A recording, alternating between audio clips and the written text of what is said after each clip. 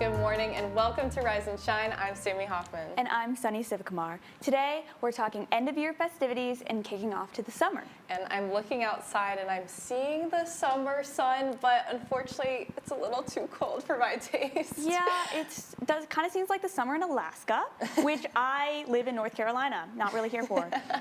Ready for it to warm up, but something else we want to get into is, for the summer, you want to find your perfect summer anthem.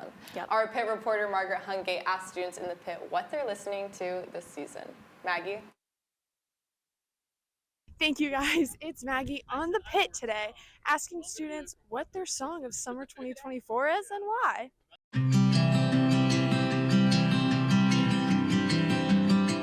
What is your song of summer 2024?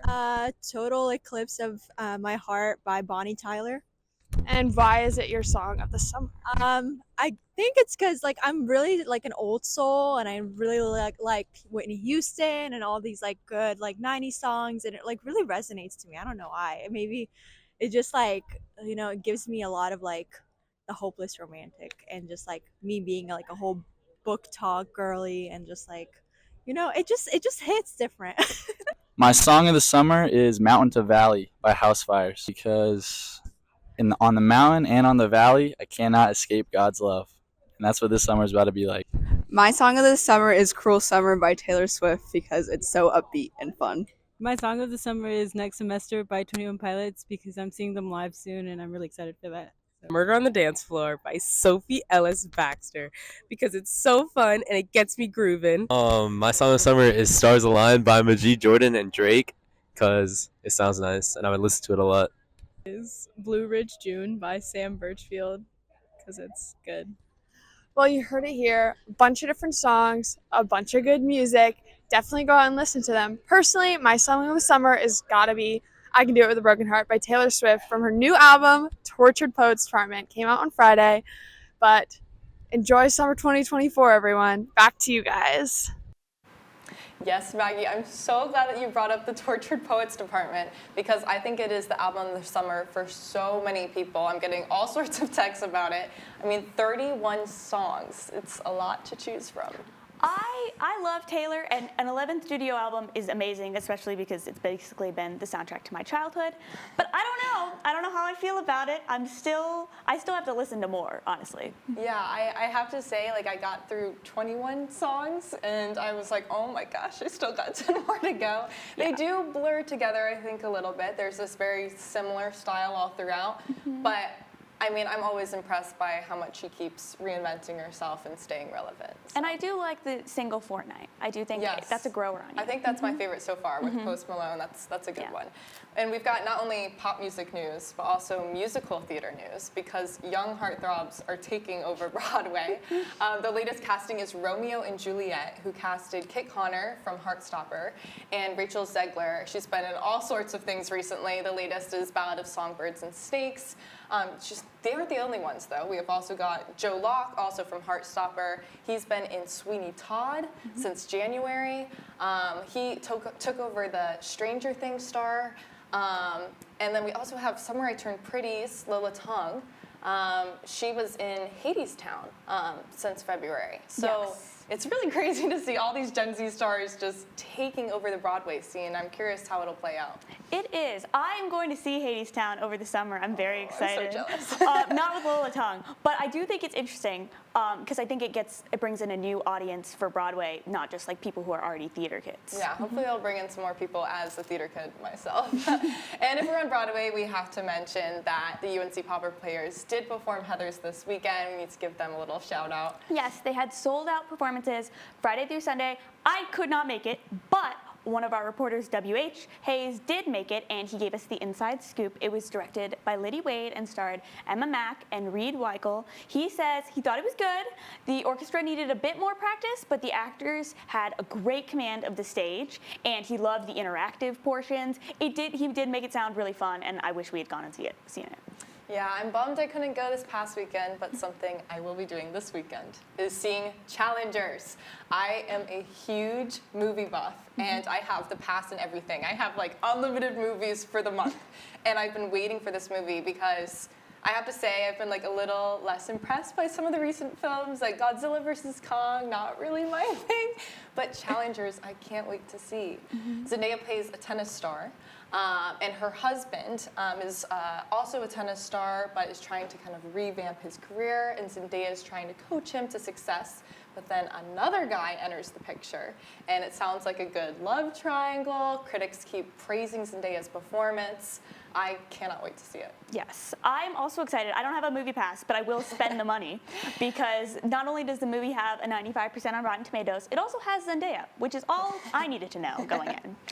Yeah, I'm excited to see her shine in a whole film with her as the star. I feel like we've seen her as a lot of side characters. We've seen her as main characters in mainly TV, so I am a little bit sad, though, because even though this means a new Zendaya movie, it also means the end of her press tour and seeing her press tour outfits. And I am not the only one. Maggie, our fashion forecaster, has more.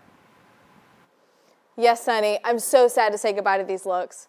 If anyone has not been keeping up with Zendaya's looks for her new movie Challengers, then you are really missing out. First, we have this green sparkly dress with a plunged neckline and a high slit. The real star here is the shadow of the tennis player on the dress, and this one is my personal favorite look. And in the second look, we have a collar neck and the notable tennis outfit detail. It's a full-length dress with a high slit. The gown's covered in white sequins and tennis rackets, and is complete with mesh, blue, and red at the bottom. And this is a stunning ode to the tennis style. The next look is a deep-cut tennis ball green dress. This is a brightly colored gown with another plunging neckline that meets in the middle with a tennis ball, and I love this dress and the detailing here. And then finally, this last look is a sparkly tennis outfit. The pleated skirt is paired with Zendaya's classic plunged neckline tank top, and it's the perfect combination for a match. This look is even more elevated by the heels with the tennis ball on them, and I'm devastated that they are cut off, but you will have to check that out. It's my favorite part of this outfit, and it's just a classic eye-catching look. I don't know about you, but I am blown away by all of Zendaya's looks for Challengers and all of the ways the sport was incorporated in them. Thanks for tuning into the Fashion Forecast. Back to you. Thanks, Maggie. We can't all wear tennis-inspired looks right now because April's showers are flooding the courts. Xavier, let's hear more about the weather this week. Thanks, guys. So we have a period of cooler weather over the past couple of days, but we begin to increase our temperatures as we head to Tuesday afternoon. We have a temperature around 70 degrees as we head to 12 p.m. Our temperatures will increase around 72 degrees with clear skies. And then by the time we get to 6 p.m., our temperatures will fall slightly into 71 degrees at 6. As we can see next, we'll see our surface analysis for our Tuesday here. The reason why for this cooler weather is this area of high pressure here that's sitting on top of us over the past couple of days. That is expected to move to the east and off the coast, and that will make way of this energy located around the Great Lakes here, and that will move into our region as we head into Wednesday. And for our Wednesday, we'll see that energy will move into our region as we head into Tuesday afternoon here. But as the energy comes to our area, the energy is expected to fall apart here, but we may still see a sprinkler or two for our region. So the 5-day forecast here, the temperature will be mostly consistent as we head throughout the week here, for a temperature around the low 70s for both our Tuesday and Wednesday, with that slight chance of rain for our Wednesday. After that energy moves along, we'll have cooler temperatures continuing throughout the rest of the week, with temperatures in the low 70s for both our Thursday and Friday. Our lows will be also in the 40s, and by the time we head into Saturday, our temperatures will increase into the mid-70s. Thank you, Xavier. Joining us now in the studio is Juniper Rockman Girardi, who is paving their own way, making their own major in fashion design, and is also the senior spotlight at this Saturday's Fashion Mash End of Year Showcase, which is happening right outside Curtis Media Center at 6:30 on Saturday. Thank you so much for joining us. Of course, happy to be here. Yeah, and I'm so excited for that showcase. But first, I'd love to break down. So what first got you into fashion? Yeah, so I have been a creator and a maker my whole life. I remember starting to knit and crochet as well as sew from a super young age. And then I got into beadwork as I was a bit older, started doing that when I was 12. But fashion has kind of always been something that I'm really interested in. I was definitely inspired by the really beautiful and fashionable women in my family, that being my mom, my grandma, my great-grandma left us all kinds of awesome vintage clothing that definitely has inspired me my whole life. but I made a concerted decision to start doing fashion as my full-time path after my freshman year, when I was in Maine working a tourism job for the summer and had a lot of time to think to myself, what are the things that drive me and what am I looking for in my career and in my life? And is this something that you want to pursue after graduation? What does that look like? Yeah, definitely. I would like to pursue a fashion design job after graduation. I'm not quite sure where it'll be or what exactly the job will be, but I'm hoping to get some years of experience in the industry, possibly go to grad school, that one's a little up in the air, and then eventually start my own brand. It's so That exciting. sounds amazing, and we can say we knew you when. Fingers crossed. Yes.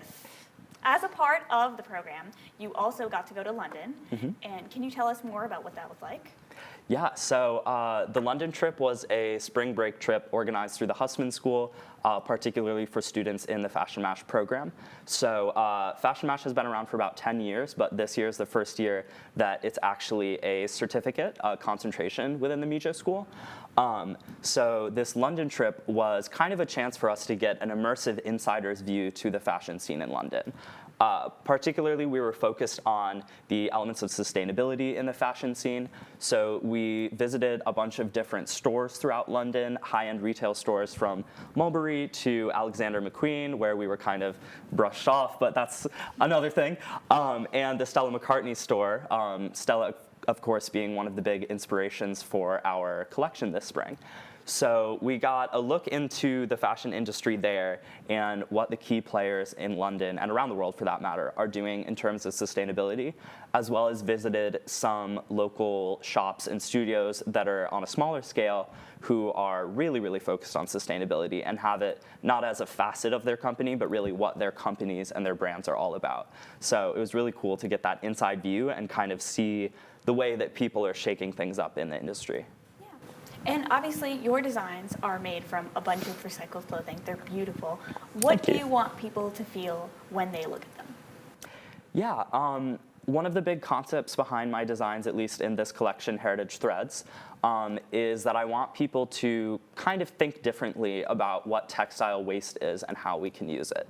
So all of the items in this collection are made from upcycled things, whether that be old napkins, tablecloths, bed sheets, lots of quilts, and of course a ton of ties. I've used a lot of men's neckties.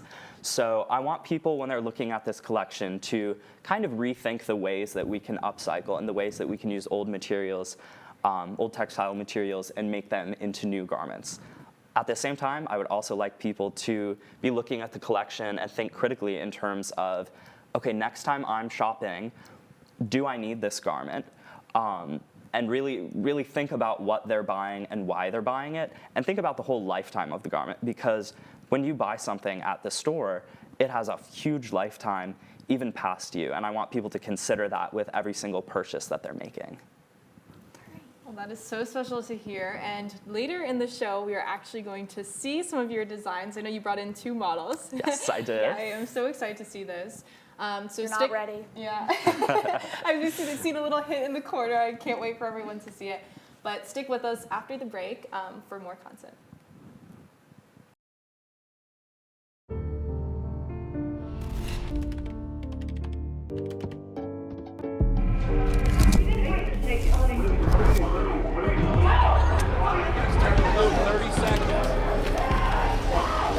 I'm an ex-drug dealer, and I'll be your sub today. Can you see anything different as a pill? No. You don't know? Fentanyl is being mixed into everything now. There's only one thing that will save somebody's life. That is naloxone nasal spray. Fentanyl, it's cheap, it's potent, and it's profitable. Why would drug dealers put a lethal dose of fentanyl in drugs if they know it's so harmful? Really just all about the money. I just didn't realize that one pill could change your whole life. More kids should know.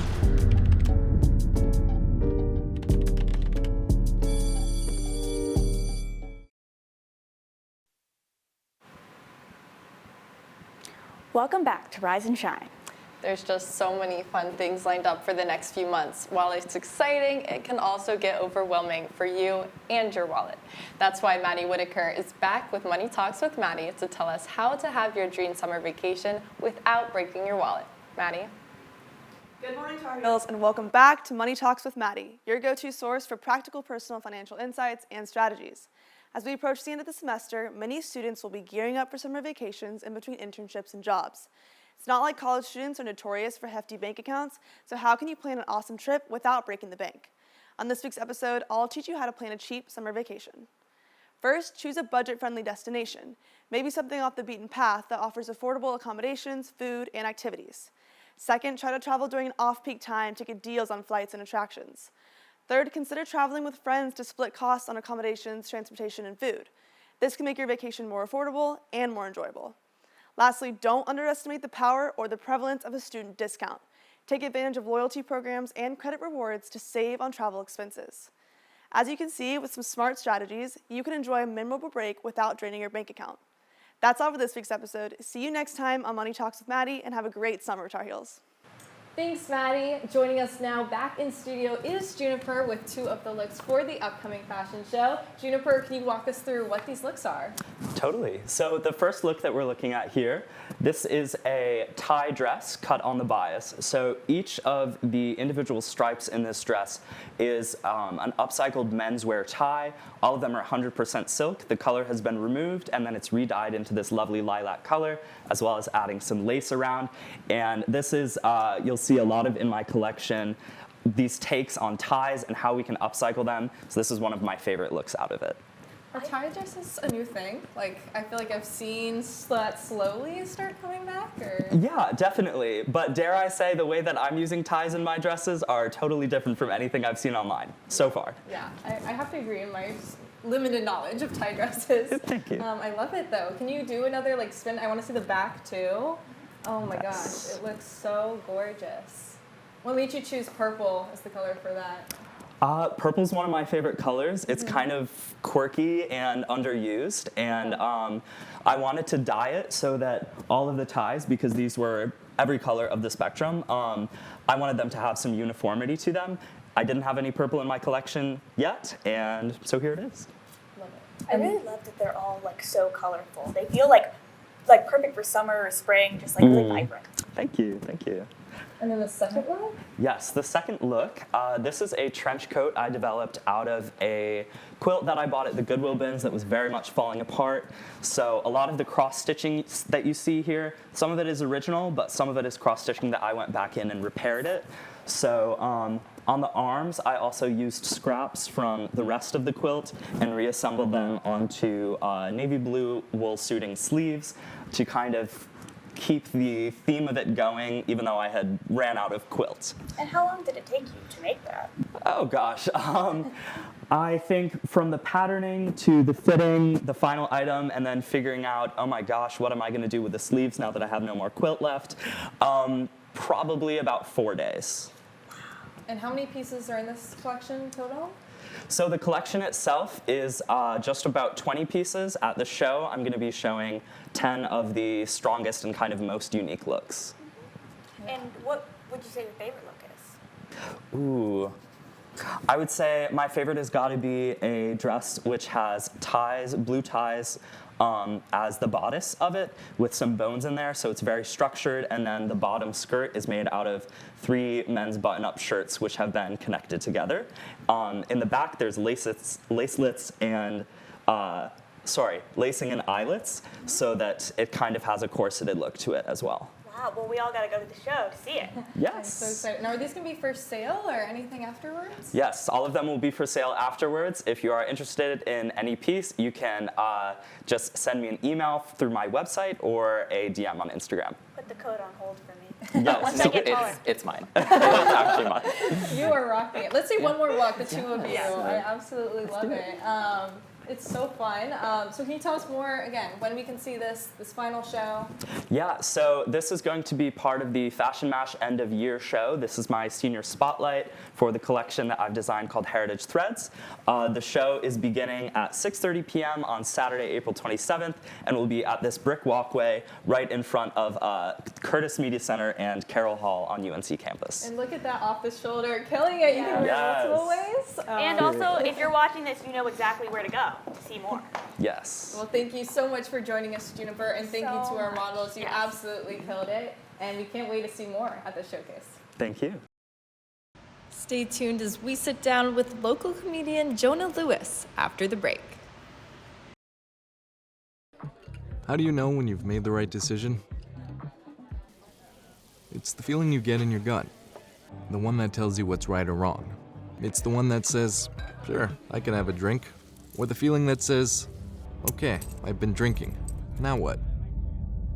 It's the voice inside you that says, I'm buzzed. Better leave the car when it's time to go. Plan ahead. Catch a sober ride. Buzz driving is drunk driving. Today, we face an unprecedented crisis.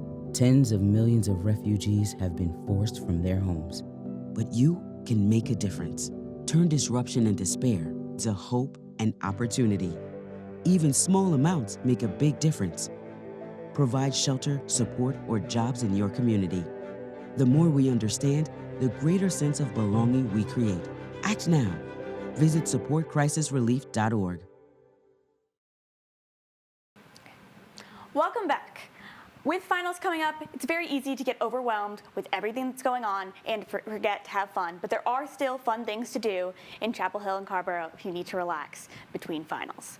First up is Carrboro Day, which is on May 5th from 1 to 5 p.m.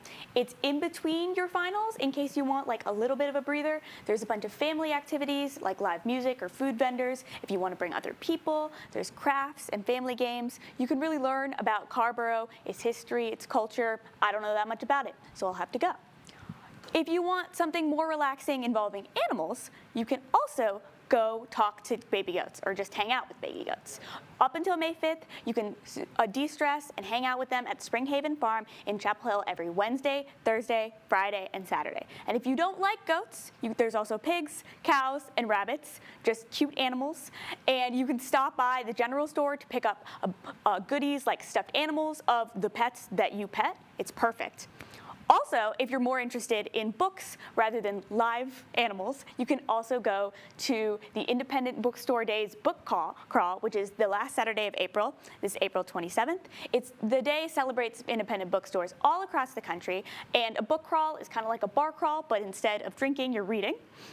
And this year, a couple of stores in Chapel Hill are also commemorating the day. Golden Fig Books, which has locations in both Carrboro and Chapel Hill, has a store participating in the book crawl. So if you want to read some more books and also support sustainability, that's a great opportunity. There's also 3 other bookstores in Chapel Hill and Carrboro participating, such as Epilogue Books, Peel Gallery Photo Lab, and Flyleaf Books. If you're more interested in watching the silver screen, you can also, on May the 4th day, at 7 p.m., celebrate the Star Wars series with a movie night under the stars. It's happening at Carolina Square on Franklin Street. You can watch Star Wars A New Hope and remember your childhood before you have to go back into an exam hall. There's some trivia before and a costume contest. There's so many things to do while you're not studying. So don't always be studying. But until then, you can also get some laughs at a comedy show. The Last Draft Comedy Showcase has 4 performers this year. The Last Draft Comedy Showcase is an hour-long comedy show that started in March, and it's now happening monthly. There are 4 big main performers, and it's taking place at the Arts Center in Carrboro. It focuses on stand-up comedy, so if you want to take a load off and just laugh, it'll have a variety of comedians from the Triangle area, including a comedian from UNC named Jonah Lewis, who is actually here in the studio with us. Sammy? Sunny, you just made a comedian laugh, and I would say that is a big accomplishment. As you mentioned, I'm here with Jonah Lewis. He is a UNC grad. He completed the SNL Scholars Program in 2021, was also a semifinalist in NC's funniest competition at Goodnight's Comedy Club in 2021. Big year for you. He now performs all over the state. Thank you so much for joining us. Yeah, thank you so much for having me. Of course. So first, could you tell me a little bit about what got you into comedy? So I got into comedy when I was in undergrad. I auditioned for some comedy clubs here on campus, and those didn't wind up working out, but I had such a good time that there used to be a comedy club up on Franklin Street before the pandemic. It was called the People's Improv Theater, and they had an open mic, and they said if you don't move forward with the student programs here, go to that open mic. So I wound up going to that, and I just kept going back, and I wound up getting on the house team, and they have other campuses up in New York City, so I got in with them, and it kind of went from there. Wow. What do you think kind of most influences your comedy? I think the things that most influence my comedy are just the way that I experience life. I'm a person with a disability. I talk a lot about that. I'm a librarian here for the town of Chapel Hill now, post-grad, so I talk a lot about that. And then I just have a way of meeting strange people in interesting situations, so it makes for good comedy material. Yeah. And you've performed at Last Draft Comedy Showcase before, correct? So I started Last Draft Comedy Showcase with my co-producer Charles Andrews. The Art Center in Carborough, it's like a community theater, reached out to us and said, we just built this new theater, we want to have a monthly comedy showcase. We saw your show and would love if you would come and do a monthly showcase with us. You can tell us what you want to do, and we'll get it all together, and the theater's all yours. And we were like, great. It's a great opportunity to have sort of ourselves and a rotating group of comedians come on and do longer sets at somewhere that's not a bar or a brewery and has like a real theater and a stage and an audience, which is great. I've met a bunch of really interesting people doing stand-up over the past 5 or 6 years, and it's just an opportunity to have kind of a diverse group of people that I've worked with come and share their perspectives with a group of audience members that are just excited to be there and happy to be in a theater setting. And can you give us a tease at all at what the next set is going to look like? So we have 2 sets coming up. It's we have one this Friday on April 26th. It'll be myself and my partner Charles Andrews and a cadre of other comedians, Greg Capra, Gail Murray. They're all amazing. And I'm very excited, looking forward to them. If people that see this can't make it out to that, we have another one on May 25th.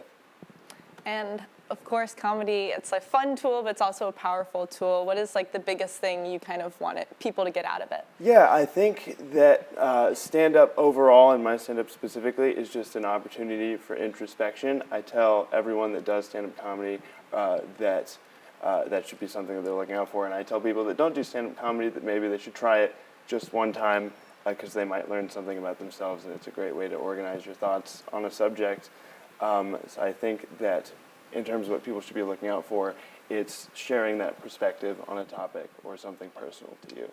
Yeah, that's really special, and thank you so much for joining us. Thank you so much. I just want to say again that Jonah is going to perform Friday at 7:30 in Carborough, so be sure to turn out. Thank you so much, Jonah and Sammy. I will definitely be attending that showcase, but it's not the only one that week.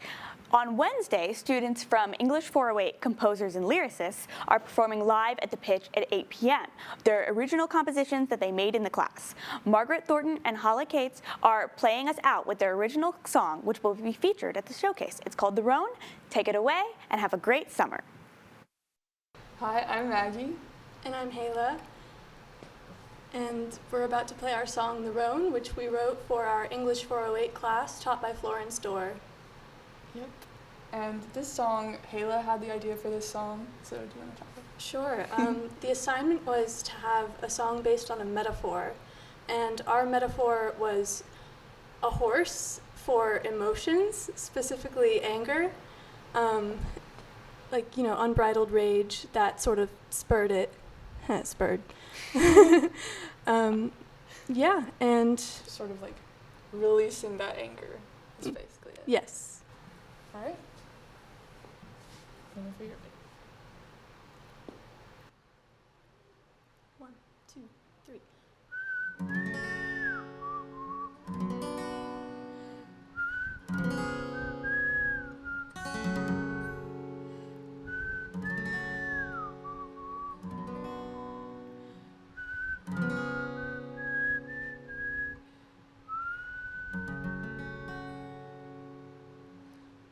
2, 3, 4.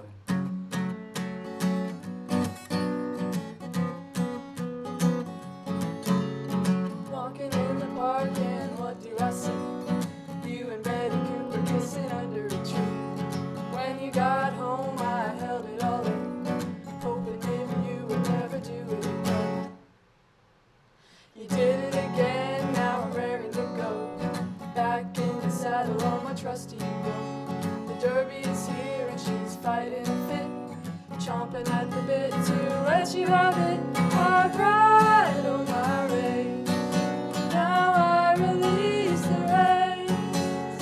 No one is safe, least of all you, 'cause I release the reins.